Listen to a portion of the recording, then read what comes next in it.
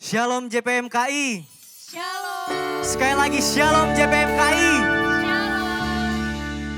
Kami menyapa teman-teman PMK yang ada di seluruh Indonesia dan kami juga mengajak teman-teman semua untuk mengisi kolom live chat dengan format nama dan asal kampus. Kita akan mulai ibadah kita, sebelumnya kita mau berdoa. Tuhan Yesus, terima kasih Tuhan atas kesempatan yang masih kau sediakan bagi hari ini untuk kami memuji muliakan nama-Mu. Sebentar kami mau mulai ibadah kami ini hanya di dalam nama Tuhan Yesus. Semua yang siap untuk memuji Tuhan katakan amin. Kita mau tinggikan Dia, kita mau puji Dia. Biar setiap lutut bertelut, semua lidah mengaku bahwa Yesus Tuhan. Amin.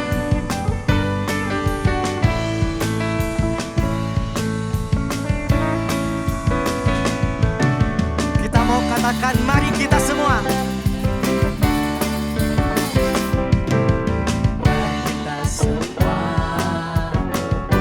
Pilihan Allah dalam panggilannya untuk menggenapi firman-Nya. Sekarang waktunya ku berdiri bagi bangsa ini.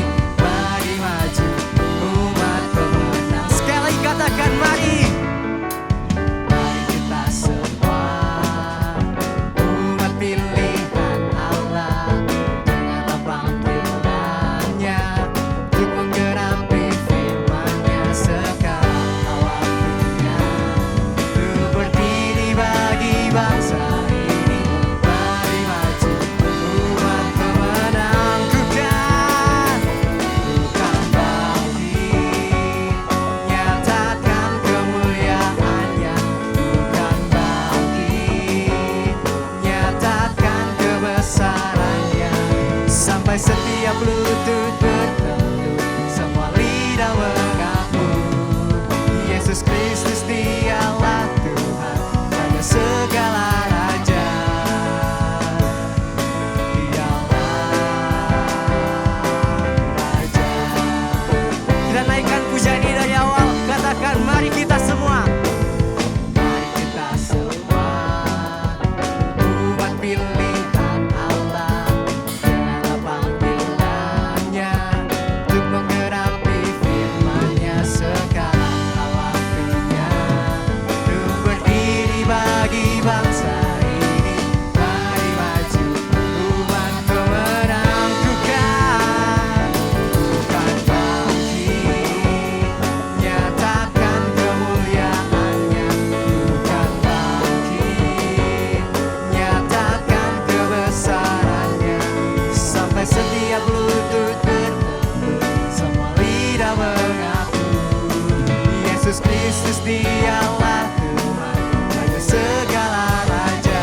Ku kan bangkit, nyatakan kemuliaan-Nya. Ku kan bangkit, nyatakan kebesaran-Nya. Sampai setiap lutut bertelut, semua lidah mengaku Yesus Kristus Dialah Tuhan, Raja segala raja. Mari nyatakan kita akan bangkit.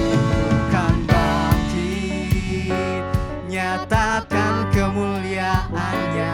Ku kan bangkit, nyatakan kebesaran-Nya.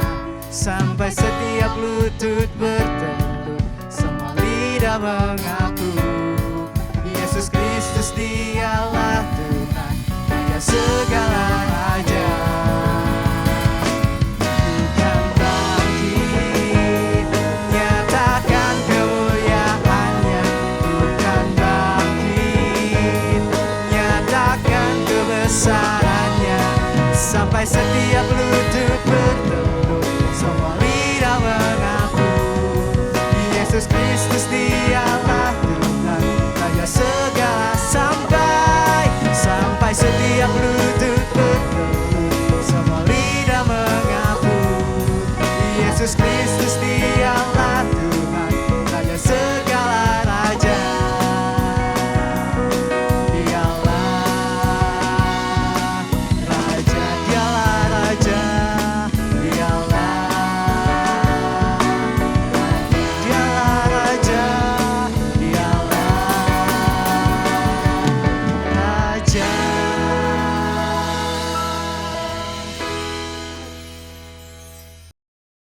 Shalom semuanya, perkenalkan saya Rivian Adi mewakili Lembaga Pelayanan Mahasiswa Indonesia. Sangat bersyukur dan sangat bangga atas kasih karunia Tuhan yang mengizinkan pelayanan JPMKI boleh terus ada dan boleh terus berjalan di tengah masa pandemi ini. Teman-teman, Yeremia 29 ayat 7, firman Tuhan berkata, usahakanlah kesejahteraan kota, kemana kamu aku buang. Dari bagian ini kita dapat belajar bahwa Allah menginginkan umat mendatangkan kerajaan Allah kemanapun umat tersebut ditempatkan. Dan kesejahteraan menjadi salah satu tanda bahwa kerajaan Allah hadir di tengah tempat tersebut. Sebagai anak-anak Tuhan, sebagai umat Tuhan, kita pun diminta, kita pun diharapkan mendatangkan kerajaan Allah kemana kita berada. Sebagai mahasiswa Kristen di Indonesia, tentu kita berada di Indonesia. Dan harapannya keberadaan JPMKI boleh menjadi sarana untuk setiap mahasiswa boleh semakin diperlengkapi, boleh semakin dibakar, boleh semakin diberi semangat untuk mengerjakan mandat Injil dan mengerjakan mandat budaya. Harapannya di JPMKI, pemimpin-pemimpin mahasiswa boleh berkumpul, boleh bertumbuh, boleh belajar bersama untuk disiapkan membangkitkan gerakan rohani di mana-mana, di tempat nanti mereka ditempatkan, dipercayakan dalam bidang mereka masing-masing. Kiranya JPMKI boleh terus mengandalkan Tuhan, boleh terus berharap pada Tuhan, boleh terus bersinergi bersama seluruh anggota tubuh Kristus, seluruh PMK, seluruh gereja, seluruh lembaga-lembaga pelayanan yang ada untuk mengerjakan pelayanan besar yang Tuhan telah izinkan ada di Indonesia. Di tengah pandemi ini, mari kita tetap bersemangat, bersukacita, mengandalkan Tuhan dan mengerjakan apa yang seharusnya kita kerjakan sebagai anak-anak Tuhan. Terima kasih, Tuhan memberkati. Shalom. Kami mengucapkan terima kasih kepada teman-teman yang sudah mengisi pelayanan dalam JPMKI. Dan kami juga mengundang teman-teman yang rindu untuk ngambil pelayanan dalam ibadah JPMKI untuk bisa menghubungi kontak person yang ada di bawah ini. Sebentar kita mau mendengarkan firman Tuhan, kita mau sembah Dia.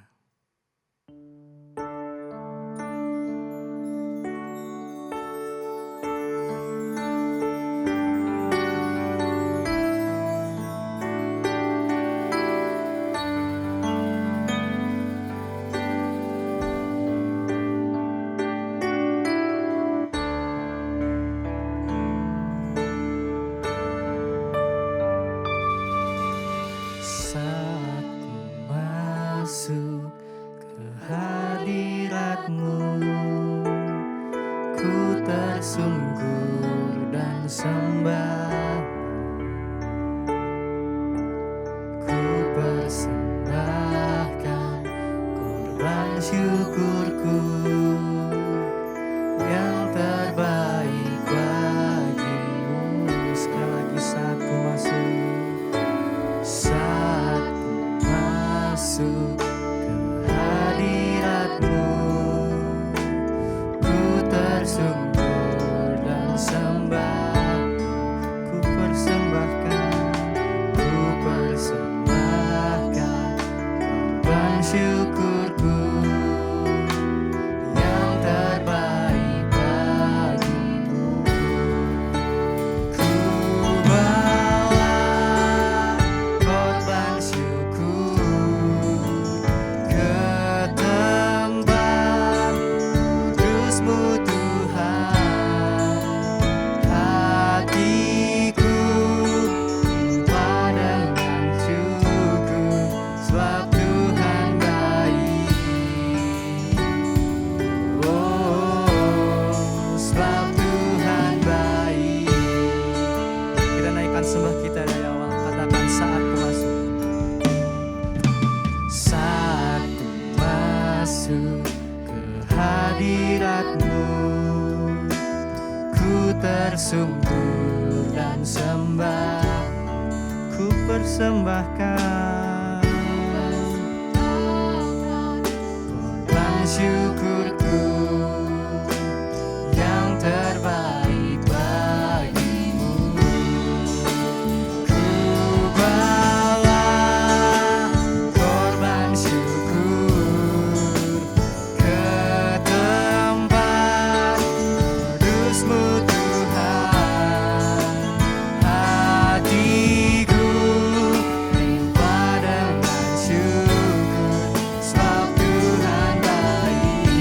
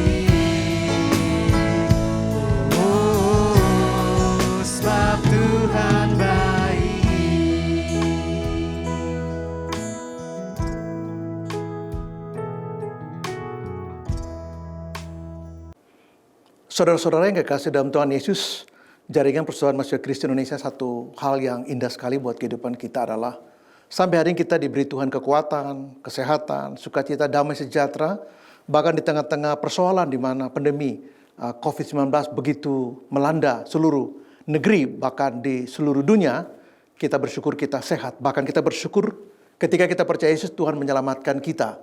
Dan ini satu hal yang indah. Sebelum kita masuk kepada pembahasan lebih jauh, saya mengajak kita semua untuk menundukkan kepala dan kita berdoa. Mari kita berdoa. Bapa di surga, terima kasih Engkau baik. Kami bersyukur karena kasih-Mu, pemeliharaanmu, dan pertolongan Tuhan. Bimbingan Tuhan nyata di kehidupan kami, dan khususnya sebagai mahasiswa, hari kami ada dengan segala kesibukan kami untuk mengikuti perkuliahan secara online dan sebagainya. Kami bersyukur kami sehat dan baik karena pertolongan kemurahan Tuhan. Terima kasih Tuhan, sebelum kami membaca firman Tuhan dan merenungkan firman Tuhan, biar Roh Kudus hadir dan menolong kami, memberikan kami hikmat untuk bukan hanya mengerti saja firman-Mu, tetapi melakukan firman Tuhan di dalam kehidupan kami setiap hari, agar hidup kami menjadi berkat buat banyak orang dan nama Tuhan Yesus dimasyhurkan di setiap aspek kehidupan kami. Terima kasih Bapa di surga, dalam nama Yesus kami ucap syukur dan berdoa. Amin. Saya ingin membaca satu teks firman Tuhan dari Injil Yohanes pasal 20. Saya baca beberapa ayat, yaitu ayat 19 dan ayat yang ke-20. Firman Tuhan. Ketika hari sudah mulai malam pada hari pertama minggu itu, berkumpullah murid-murid Yesus di suatu tempat dengan pintu-pintu yang terkunci, karena mereka takut kepada orang-orang Yahudi. Pada waktu itu datanglah Yesus dan berdiri tengah-tengah mereka dan berkata, "Damai sejahtera bagi kamu." Ayat 20. Dan saya sudah berkata demikian, ia menunjukkan tangannya dan lambungnya kepada mereka. Murid-murid bersuka cita ketika mereka melihat Tuhan. Tema saya hari ini adalah pengharapan sejati dalam Yesus. Nah, murid-murid Yesus dalam teks ini, ketika Yesus mati, mereka mengalami tekanan yang luar biasa. Mereka stres, mereka depresi, mereka mengalami satu tekanan yang hebat sekali. Dan Yohanes menulis dalam teks ini, mereka di satu ruangan di mana pintu-pintu semua terkunci. Mengapa? Karena mereka takut kepada orang-orang Yahudi. Kalau Yesus yang adalah junjungan mereka sudah ditangkap, dieksekusi dengan tidak adil, bahkan disalibkan dan mati. Mereka menyaksikan itu dengan mata kepala mereka sendiri. Maka mereka berpikir secara manusia, sebentar lagi bisa jadi pengalaman yang seperti ini terjadi juga pada kehidupan mereka. Dan orang tahu bahwa mereka adalah murid-murid Yesus. Dan ketika itu terjadi pada Yesus, ini mereka sangat down sekali. Mereka seperti dalam situasi yang terancam. Mereka begitu takut, begitu tertekan, dan begitu sedih. Mengapa sedih? Mereka sedih karena mereka pikir bahwa 3,5 tahun mereka telah mengikuti Yesus. Perjalanan panjang mereka bersama-sama dengan Yesus. Ada perasaan bingung juga, ini bagaimana ini? Kelanjutannya seperti apa? Mereka putus asa dan terasa hambar. Dan beberapa di antara murid Yesus, Kleopas dan temannya, mereka kembali ke kampung halaman mereka di Emmaus. Petrus juga sempat kemudian pergi kembali pada profesi lama sebagai nelayan. Dan murid-murid yang lain juga mengikuti jejak Petrus, kembali kepada profesi lama. Dan di tengah-tengah ketakutan mereka, kegalauan mereka seperti itu, di tengah-tengah situasi yang tak menentu, mereka berpikir dan mereka menjadi bingung dengan semua realitas yang mereka hadapi. Mereka tidak mengerti mengapa ini bisa terjadi. Kematian Yesus telah seperti meruntuhkan harapan mereka, mimpi mereka, cita-cita mereka. Kita tidak tahu apa yang mereka pikirkan ketika mereka untuk pertama kali meresponi panggilan Yesus menjadi muridnya. Tapi kali ini seperti seolah-olah semua buyar. Kematian Yesus begitu memukul sekali harapan mereka. Dan ini yang terjadi. Mereka begitu takut. Dan mereka mengunci diri karena mereka takut ancaman yang pernah terjadi. Bahkan perlakuan terhadap guru mereka, Yesus. Satu hari kelak akan terjadi pada mereka. Mereka begitu takut karena terancam. Mereka begitu sedih karena mereka bingung. Di tengah-tengah situasi seperti itulah mereka kehilangan harapan. Nah, harapan yang sejati tidak bisa dibangun atas sesuatu yang lain. Kecuali kita punya relasi, punya relationship dengan Yesus secara personally. Nah, di sini kita lihat Yesus hadir. Nah, pengharapan kita sejati itu berangkat dari satu bukti empiris. Bahwa Yesus hadir dalam sejarah. Dia sudah datang dalam sejarah. Dia sudah datang dalam kehidupan kita pada waktu kita mengimani Dia. Dan apapun situasi yang terjadi buat kita, seringkali kita dilanda oleh kebingungan. Tetapi kita belajar teks ini, kehadiran Yesus menjadi kunci utama. Kehadiran Yesus menjadi rahasia penting sekali. Menjadi satu prinsip yang sangat mendasar sekali. Mengapa kita memiliki pengharapan? Karena bukti pengharapan kita tidak dibangun atas estimasi kita. Tidak dibangun atas pemikiran rasional kita. Tidak dibangun atas pengalaman-pengalaman empiris kita. Sama sekali tidak. Nah, keyakinan kita akan Yesus hadir.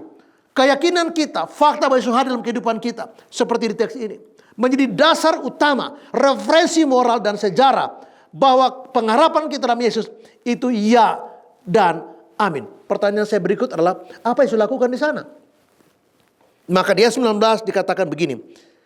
Lalu ia berdiri tengah-tengah mereka dan berkata, damai sejahtera bagimu. Nah, Yesus memberikan damai. Nah, damai ini sesuatu yang tidak bisa didapatkan dengan misalnya kita punya uang yang banyak. Oh, tentu kalau kita punya uang banyak juga kita bersyukur, itu berkat Tuhan.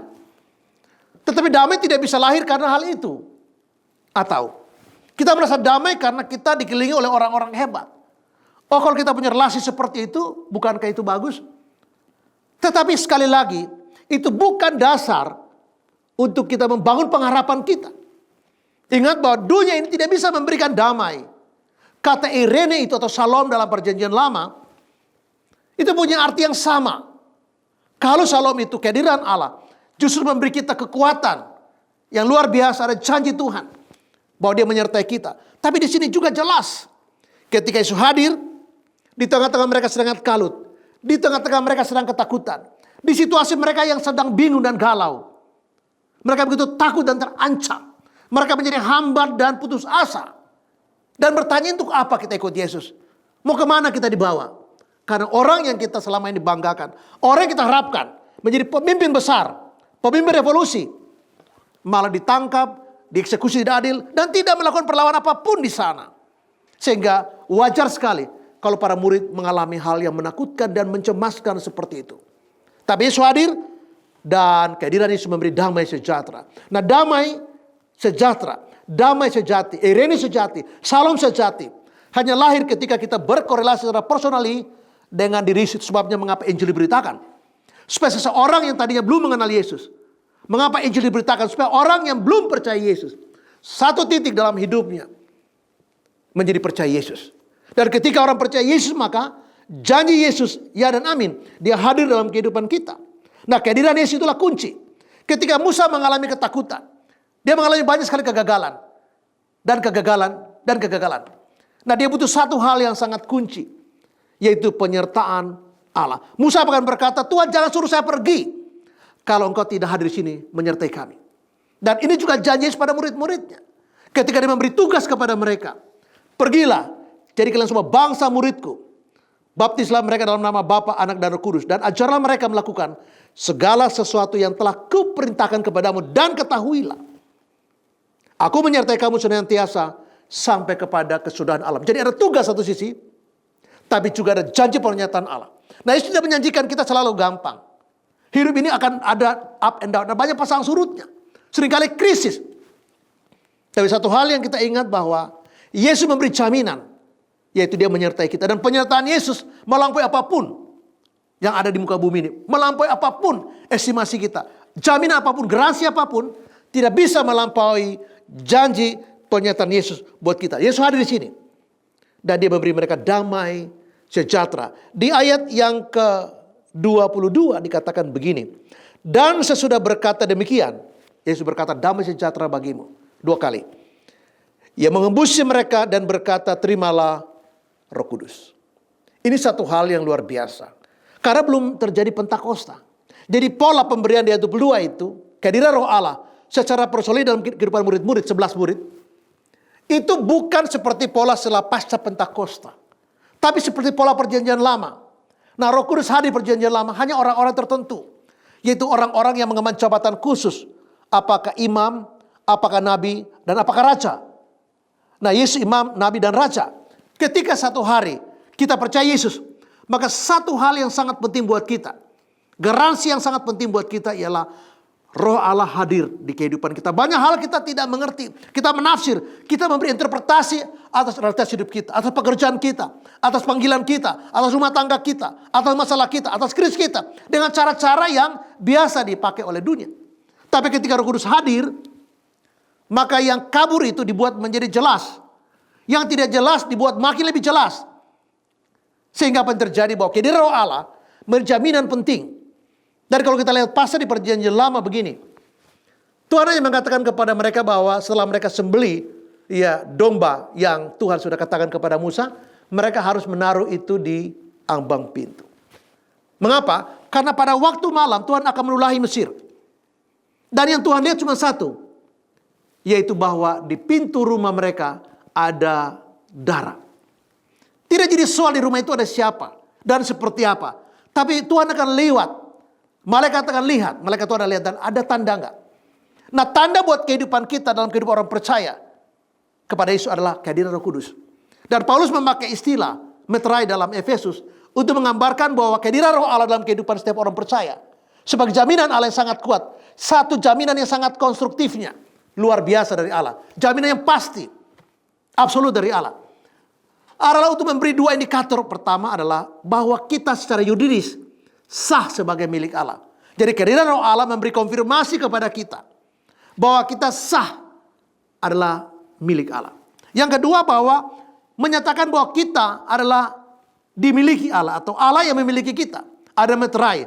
Jadi Roh Kudus digambarkan Paulus secara sederhana dengan mengatakan bahwa ketika Roh Kudus hadir itulah meterai Allah di hidup kita. Nah, pada waktu sudah kedua kali yang bersaksi bahwa kita anak-anak Allah bukanlah pengakuan kita bahwa kita anak Allah. Banyak orang mengaku sebagai anak Allah. Tetapi pengakuan seperti itu subjektif dan sangat-sangat relatif. Beberapa orang menilai bahwa dirinya cukup dekat dengan Tuhan. Tapi kemudian setelah kita melihat bahwa bagaimana Allah melihat kita, jadi lain persoalannya. Nikodemus misalnya. Dia seorang teolog. Dia seorang pemimpin agama, seorang rabi, orang Farisi. Dan apa yang terjadi bahwa dia datang tengah malam pada Yesus. Dan ketika dia berjumpa Yesus, Yesus memberitahu kepada Nikodemus satu hal yang tidak ada di hidupnya. Yaitu apa? Dia harus dilahirkan kembali. Nikodemus tidak mengerti apa artinya. Apakah orang harus masuk ke dalam rahim ibunya dilahirkan kembali? Yesus katakan, Nikodemus, kamu tidak mengerti bahwa apa yang lahir dari air adalah daging. Itu kelahiran jasmani. Kita punya kelahiran itu. Tapi apa yang lahir dari roh adalah roh.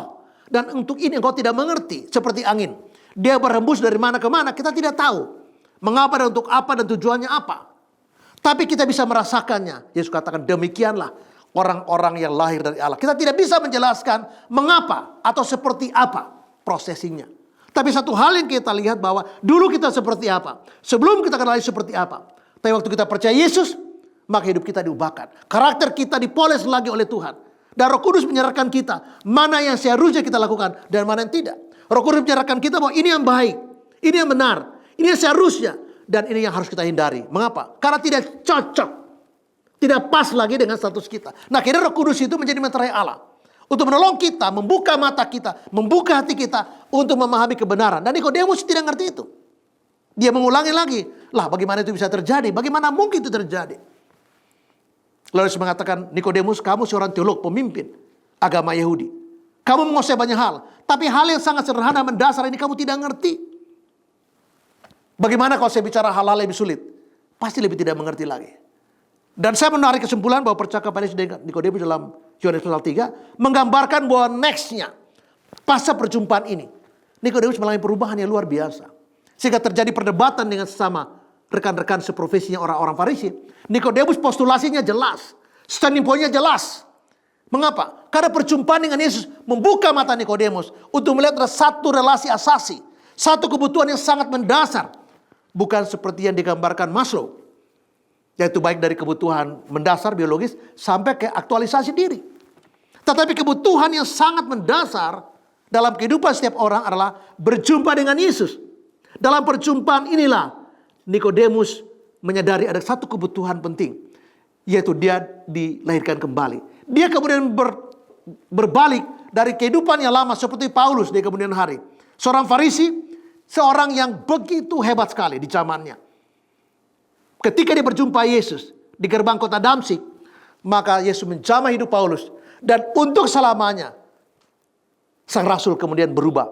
Menjadi orang yang memberi hidupnya, memberi segalanya untuk Kristus. Nah, adik-adik mahasiswa yang saya cintai dalam nama Tuhan Yesus, Saya bersyukur sekali karena jaringan Persekutuan Mahasiswa Kristen Indonesia telah dimulai di beberapa tahun yang lalu. Saya berdoa supaya gerakan ini menjadi gerakan moral. Gerakan ini menjadi satu gerakan yang besar untuk menjadi berkat bagi bangsa ini, untuk memberkati bangsa ini. Sebagai mahasiswa, saya tahu ada banyak pergumulan. Beberapa orang bergumul karena tugas-tugasnya, adaptasi karena dia masuk. Tapi di dalamnya mereka bergumul dengan tugas-tugas. Mungkin papernya banyak, penelitiannya banyak, harus seminar ini, seminar itu, presentasi ini, presentasi itu. Dan beberapa orang di tengah-tengah perjalanan, ada kabar keluarganya, entah orang tua sakit. Dan situasi sekarang ini melanda bukan cuma pada kelompok yang di grassroots, bukan saja orang-orang yang katakanlah ekonomi lemah. Tetapi juga orang-orang pengusaha besar juga jadi mengalami dampak yang hebat. Sudah hampir setahun, ini Maret. Jadi sejak 2020, PSBB itu berlaku sampai sekarang, itu menimbulkan banyak sekali persoalan. Bukan cuma kita di negeri ini, tapi di seluruh dunia. Saya berdoa supaya vaksin cepat ditemukan, distribusikan, dan kita semua bisa divaksin. Ya, sehingga kita bisa melampaui masa-masa krisis seperti ini. Dan kita keluar dengan selamat. Ada banyak orang menjadi stres karena kehilangan pekerjaan. Ada beberapa orang jadi stres karena mereka kehilangan penghidupan. Biasa dia terima gaji karena dia bekerja. Sekarang dia tidak terima gaji karena di PHK. Beberapa orang usahanya bangkrut. Jangankan untuk membayar pegawai aja. Untuk biaya listrik, biaya air, kontrak, ruko atau sebagainya juga sudah sulit sekali. Dan mereka harus terpaksa tutup usaha mereka. Dan mereka mengalami kesulitan. Beberapa anak sekolah juga mengalami kesulitan. Ada beberapa mahasiswa yang sedang menulis tugas akhir. Ada banyak juga kesulitan di situ. Saya berdoa supaya orang tua Anda sehat di rumah. Mereka memberi kabar yang baik tentang Anda. Entah Anda itu di Papua, entah Anda di NTT, entah Anda di Medan, entah Anda yang di Kalimantan, atau Anda yang di Pulau Jawa juga. Mungkin orang tua Anda jauh. Tapi saya berdoa, mari kita berdoa supaya mereka sehat. Ketika kita mendengar kabar yang mereka kasihkan ke kita lah kabar yang baik. Setiap peristiwa hidup, apapun itu. Dan kematian orang yang kita cintai itu berat sekali. Beberapa orang ketika sedang kuliah dapat kabar bahwa salah satu kekasih mereka, apakah orang tua mereka meninggal dunia. Dan ini berat sekali. Menurut skala Rahe dan Holmes, selain perceraian, urutan kedua, kematian orang yang kita cintai itu berat sekali. Dan kalau itu terjadi pada diri Anda sekolah di Bandung, sekolah di Jakarta, atau di Jogja, atau di Semarang, dan orang tua Anda katakanlah di Papua, orang tua Anda katakanlah di Sulawesi Selatan, di Toraja, atau di Sulawesi Utara, atau di Sanggar Laut, atau di NTT, atau di Kupang, atau di Lampung, atau di Bukit Tinggi, atau di Medan, atau di Kabanjahe, atau di mana saja. Tentu berita seperti ini berat. Saya tahu itu berat. Tetapi saya ingin katakan bahwa apapun terjadi, situasi yang sulit seperti apapun, krisis yang bagaimanapun rumitnya, kehadiran Yesus sangat penting di kehidupan kita. Ketika kita percaya Yesus, kita tahu bahwa Yesus hadir secara khusus dalam kehidupan kita. Dan kalau Allah hadir, Yesus hadir, Roh Kudus hadir, maka kita punya satu jaminan yang pasti bahwa kita tidak pernah sendiri. Ingat bahwa ketika Musa mati, orang Israel juga mengalami kesulitan. Mereka tadinya dipimpin oleh seorang yang berkarisma. Dan mereka down sekali. Tuhan berfirman kepada Yesua bahwa dia harus membawa bangsa ini masuk. Dia tidak boleh takut, tidak boleh kecut, tidak boleh tawar hati. Mengapa? Karena Tuhan berjanji kepada Yesua, seperti aku menyertai Musa, aku juga akan menyertai engkau. Bertindaklah hati-hati, baca firman Tuhan. Supaya pertimbanganmu matang. Baca firman Tuhan supaya ketika engkau memutuskan sesuatu untuk dirimu dan bangsa ini, keputusanmu tepat. Ketika engkau melangkah, langkahmu pasti di jalan Tuhan. Pastikan bahwa jejak kita, langkah kita, decision kita, keputusan kita, apapun yang kita pilih, baik sebagai mahasiswa, sebagai mahasiswi, atau mungkin kita sebagai dosen, atau kita siapa saja sebagai anak Tuhan, pastikan bahwa apa yang kita pilih sesuai dengan frame-nya Yesus. Kalau tidak, kita akan bertabrakan. Dimanapun kita berada, selama kita melangkah sendiri, kita melangkah menurut pemikiran kita, berdasarkan pertimbangan rasio saja, maka kita akan bertabrakan dengan kehendak Yesus. Dan ini berbahaya. Nanti kita seperti Yunus. Tuhan panggil dia dan suruh ke Niniwe. Tapi Yunus justru ke Tarsis. Ini persoalannya. Jadi ketika Tuhan berbicara kepada kita, saya berdoa buat Anda semua. Anda baru masuk supaya Anda bisa beradaptasi dengan suasana kampus. Karena sekolah di katakanlah SMA itu berbeda sekali pola belajarnya. Ketika Anda masuk kampus harus adaptasi. Mungkin di sana sih suasananya lain sekali, lebih individual sekali. Dan masyarakat lebih sangat pluralis sekali di situ. Mungkin juga beban tugas menjadi lebih berat. Tapi ketika Anda sudah mulai kuliah dan menjelang akhir juga berat. Karena seminar ini, seminar itu, bab 1, bab 2, bab 3, nanti sidang ini, sidang itu, biaya ini, biaya itu. Ada banyak sekali pergumulan. Bahkan beberapa orang sementara kuliah dia patah hati. Kenapa? Karena pacarnya pergi. Ini juga berat. Nah, pengharapan kita dibangun atas kehadiran Allah dalam Yesus. Atau kehadiran Yesus dalam kehidupan kita. Itu memaknai perjalanan kita. Memaknai hidup kita. Kita tidak pernah sendiri lagi. Mengapa? Karena Yesus hadir dan mengangkat semua ketakutan. Yesus hadir dan menepis semua kecemasan kita. Segala kegalauan kita. Kita mungkin bingung. Kita mau kemana? Selesai kerja, bagaimana? Selesai kuliah, saya kerja di mana? Kalau saya sudah menikah, bagaimana? Saya mau tinggal di mana? Kalau saya sudah menikah, bagaimana? Saya punya anak-anak. Dan segala macam, dan segala macam, dan segala macam. Dan itu manusiawi, lumrah. Semua orang diperhadapkan pada situasi dan pergumulan yang kurang lebih sama. Tapi sikap kita seringkali berbeda. Jadi masalah kita bisa saja sama. Tapi sikap kita berbeda dan itu ditentukan oleh kehadiran Yesus dalam kehidupan setiap orang. Makanya pastikan setiap Anda, mahasiswa yang sungguh-sungguh mengikuti Yesus. Pastikan bahwa Yesus yang memimpin hidup Anda. Jangan izinkan orang lain, apapun kata orang tentang diri Anda. Stigma yang dibangun oleh masyarakat. Mungkin orang tua Anda mengatakan Anda yang negatif. Dan itu membekas. Saya katakan bahwa Anda harus melihat apa yang Yesus katakan tentang Anda. Dan ada banyak stereotip, baik cultural, baik sosial, yang disematkan pada diri Anda. Dan ini seringkali mengganggu harga diri kita. Self-esteem kita seolah tergerus di sana, seolah terganggu, terusik di situ.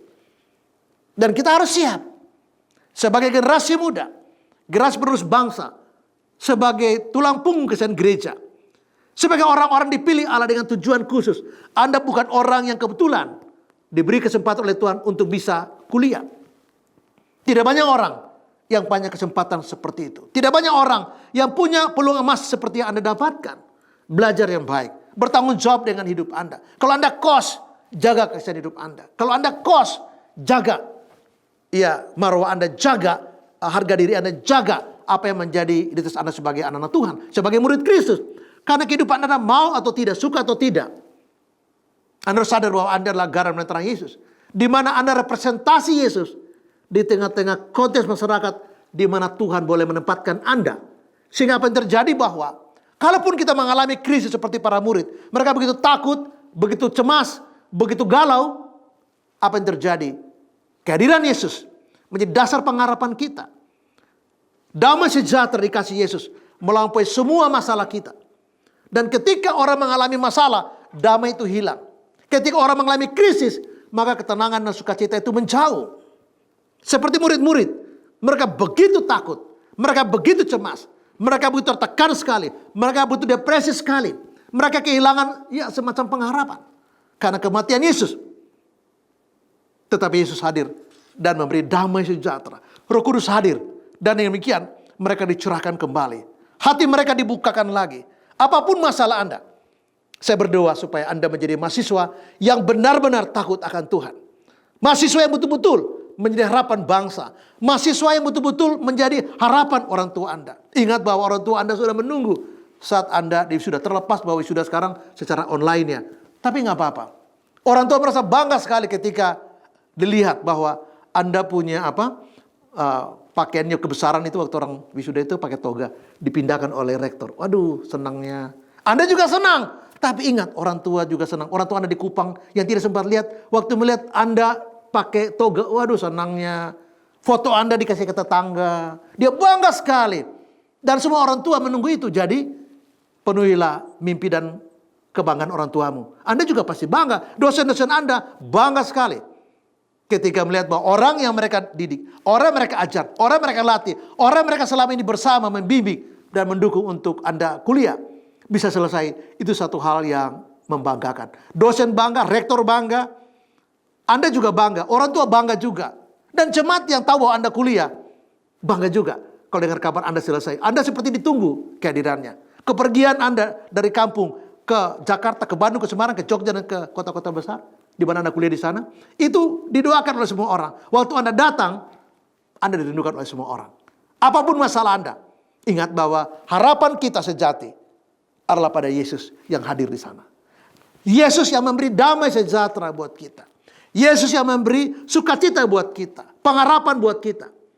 Nah, ketika orang punya masalah banyak dan tidak jalan keluar, hilanglah pengharapan. Kita belajar dari Ayub bagaimana dia kehilangan semuanya.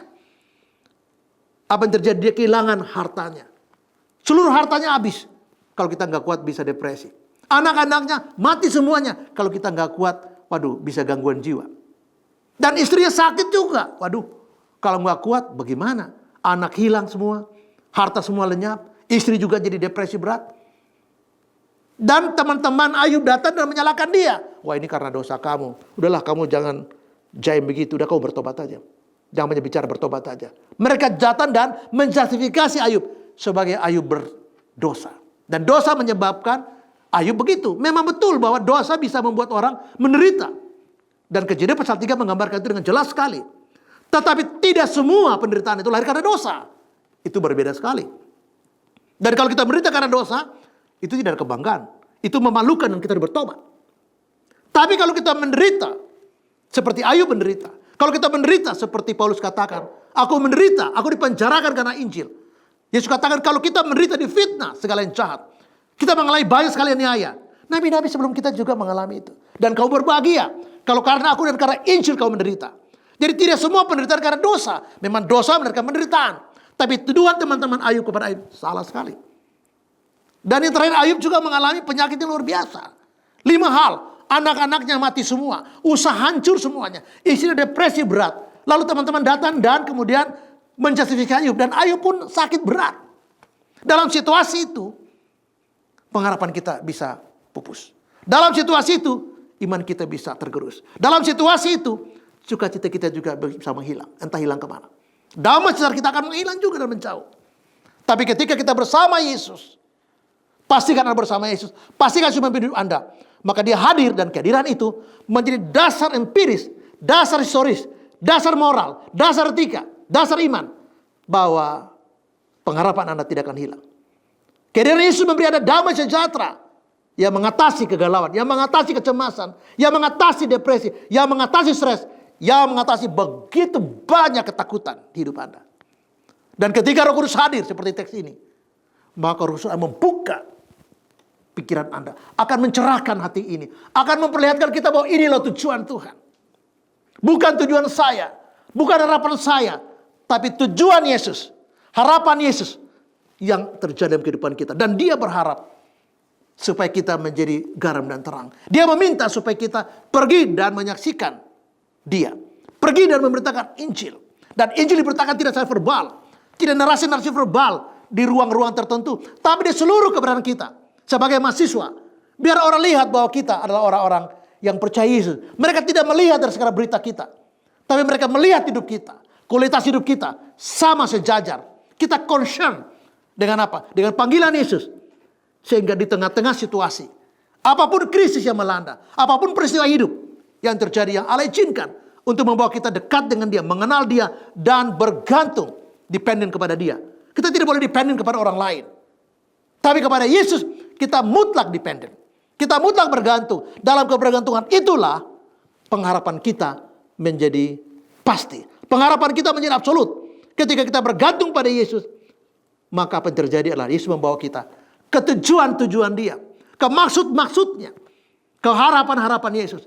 Dan ketika itu kita menemukan diri kita terhilang karena kita berjalan sendiri. Kita terhilang karena kita mengembangkan estimasi kita. Kita terhilang karena kita kehilangan pengharapan. Tapi ketika bersama Yesus, dia membawa kita ke tempat yang barangkali kita tidak bayangkan. Dia membawa kita ke tempat yang tidak pernah kita harapkan. Bahkan kita tidak pernah duga. Tapi percayalah di endingnya, finally Anda akan lihat bahwa semua membawa kebaikan. Dan harapan kita tetap. Konstruksi harapan kita tetap. Bahkan makin kokoh. Di tengah-tengah situasi krisis. Masalah yang besar. Tantangan yang hebat. Anda sebagai mahasiswa. Mahasiswi. Yang tergabung dalam persatuan. Jaringan persatuan mahasiswa Kristen Indonesia. Tampil sebagai garam terang. Tampil sebagai berkat. Membawa kebaikan. Menjadi saluran Allah. Untuk memberkati banyak orang. Dirimu, keluargamu, kampus di mana kau belajar. Gereja. Tapi juga bagi bangsa ini. Dimanapun Anda pergi, biarlah harapan kepada Yesus terpancar dari seluruh keberadaan Anda.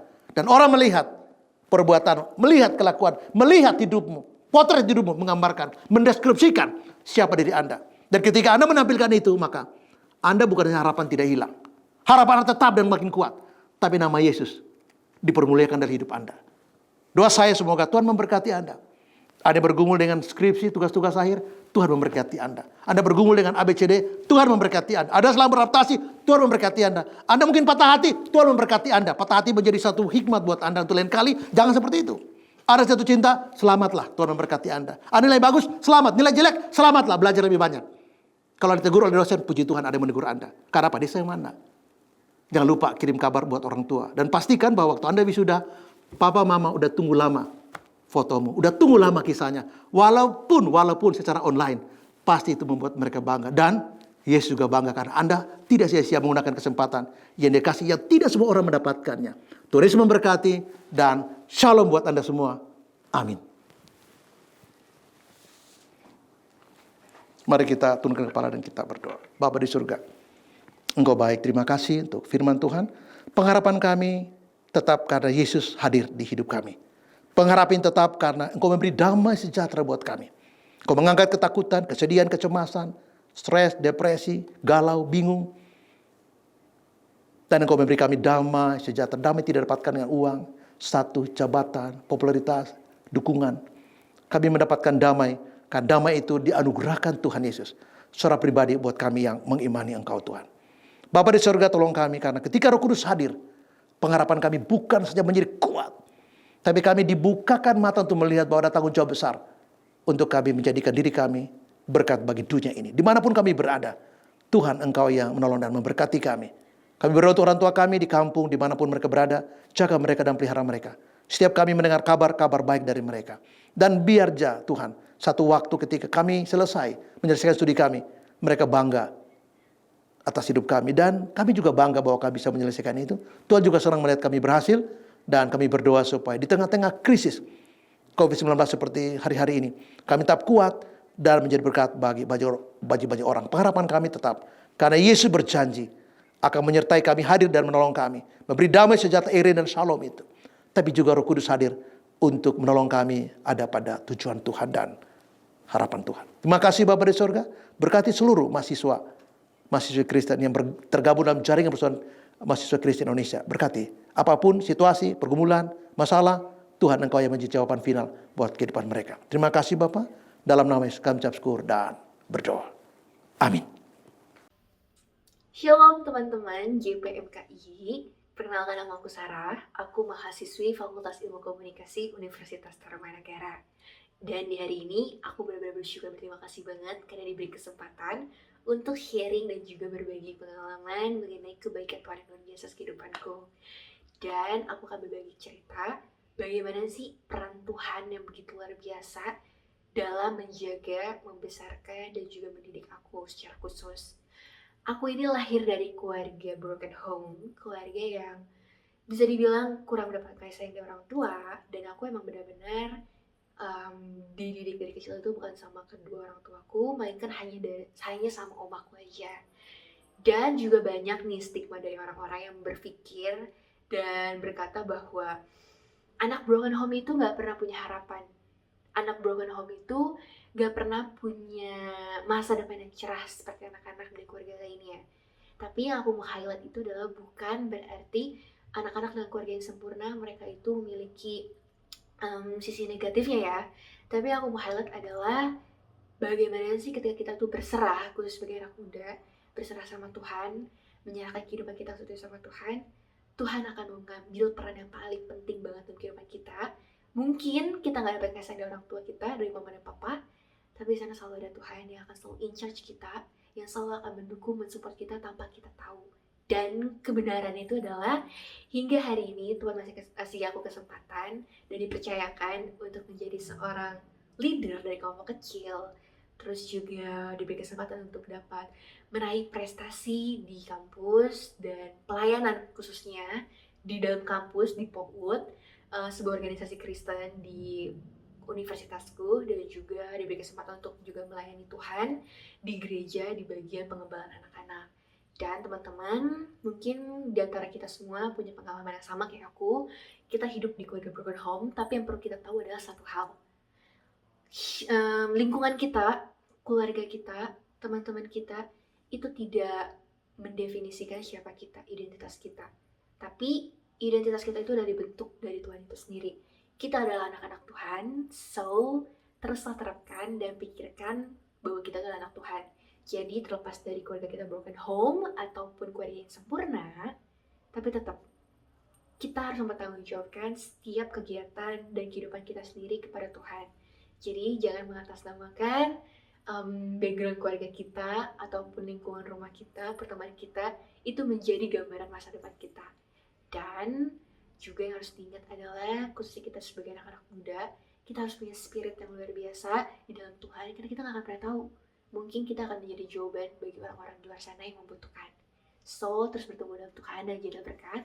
Semoga sharing singkat yang aku bisa sampaikan kepada kita semua dapat mensupport dan juga motivasi kita ya untuk selalu mendekatkan kepada Tuhan, karena kita gak akan pernah sendiri untuk menghadapi setiap masalah di dunia ini. Dan jangan pernah merasa sendiri, karena Tuhan selalu akan ada di sampingmu. Dia akan selalu berjalan di depan dan di sampingmu dan di belakangmu. Terus bertemu dalam Tuhan dan jadi berkat. God bless you. Shalom saudara-saudaraku yang dikasihi oleh Tuhan Yesus Kristus.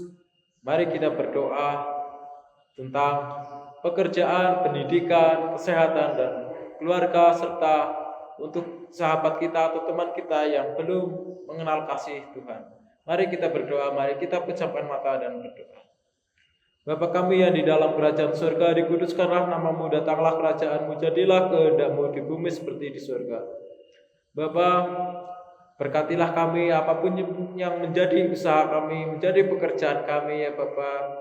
Biarlah para malaikat-Mu ya Bapa juga untuk turun tangan memberkati kami dari sebelah timur, barat, utara, selatan, dan berbagai manapun juga ya Bapa. Kau datangkanlah berkat-berkat-Mu untuk kami ya Bapa. Serta ya Bapa, Kau berkati kami dalam pendidikan kami, dalam perkuliahan kami ya Bapa. Kau berkati kami, berkati hikmat marifat-Mu, akal budi-Mu, serta pewahyuan yang daripadamu. Serta berkati kami kesehatan, kekuatan di sepanjang hari, di sepanjang waktu ya Bapa, agar kami selalu bisa memuji dan memuliakan nama-Mu.